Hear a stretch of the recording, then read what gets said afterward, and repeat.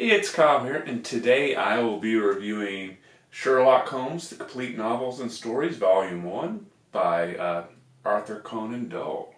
I've always enjoyed mystery, mainly more in like movies and TV shows. I don't think I ever was really a huge person reading the mystery genre. No particular reason, those weren't books I typically picked up.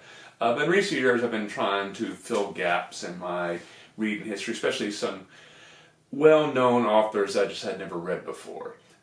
So a couple years ago, I read my first Agatha Christie book, really enjoyed it, have read a few by her, and enjoyed them all, really loved them a lot. So I thought, reading Christie, enjoying that a lot, maybe I should check out some other classic mystery stuff. And obviously I'm aware of Sherlock Holmes, seen several movies, TV shows that center around Sherlock Holmes, so, know basically all the lore and what Sherlock Holmes is all about. But I've actually never read any of the short stories or novels that he is a character in, so let's check this out. So I saw this at the bookstore, I thought this would be a good way to explore it. Actually, I've always enjoyed like collections of short stories, probably because I've always been a big fan of Ray Bradbury, and he has several books or collection of short stories.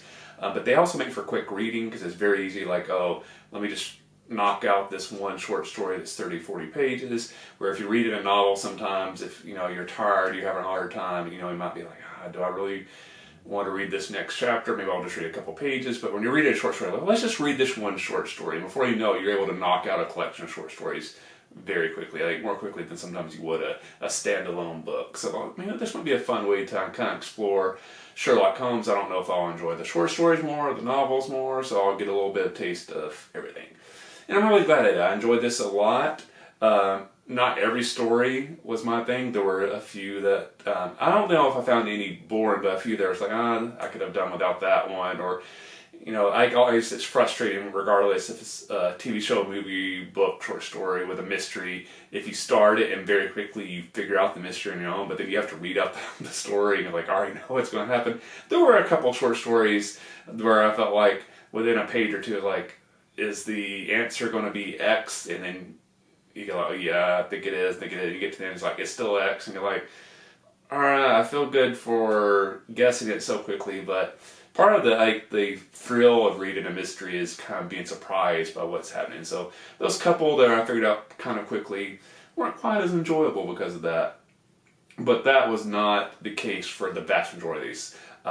Specifically really enjoyed more the novels. I felt like the novels had a lot more well-developed mysteries, which I think is not shocking. Obviously, if you're doing like a 100-page story versus a 10-page story, obviously the mystery can be a whole lot more complex, and there's a lot more going into solving and a lot more misdirection to throw off the reader that you can do in a novel versus a short story. So I definitely enjoyed the novels more, but there were a few of the short stories that I really enjoyed a lot as well.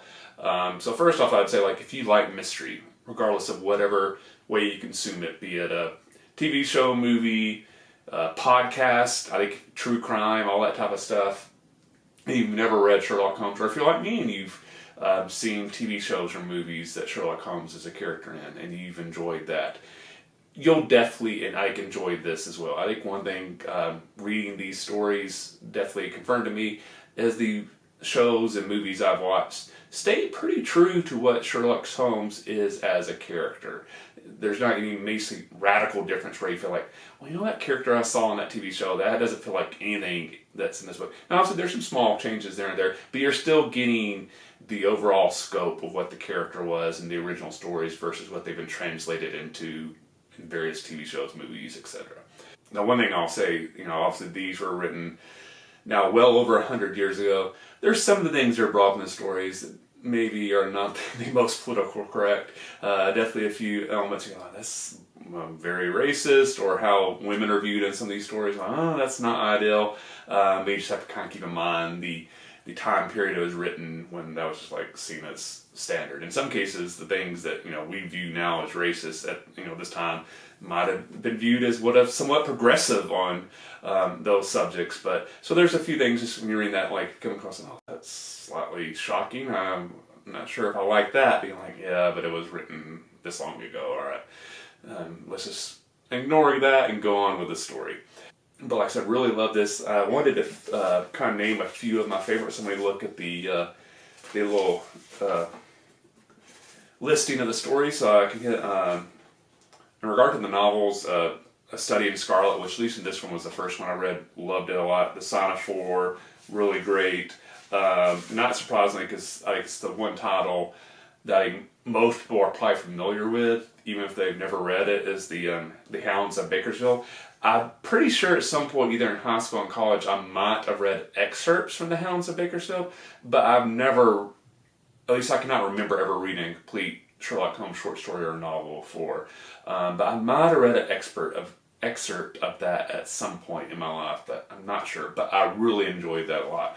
In regard to the short stories, some of the ones, the Red-Headed League was really good and very funny. That's one of the things I enjoy about a lot of the Sherlock Holmes ones. A lot of them, they do have a good sense of humor at various points, playing off either how Sherlock Holmes is solving mystery, just how he acts around other people, which is maybe something that the Holmes stories have advantage over the Christie stories. The majority of the Christie stories, I don't know if I really find moments in it like funny and stuff like that. There are funny moments in the Sherlock Holmes stories. Anyway, the Red-Headed League, I enjoyed that one a lot.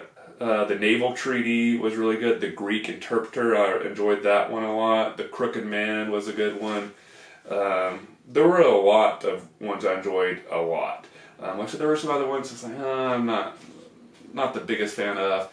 But the vast majority, I would say like 90% of the stories in this collection, I really enjoyed a lot.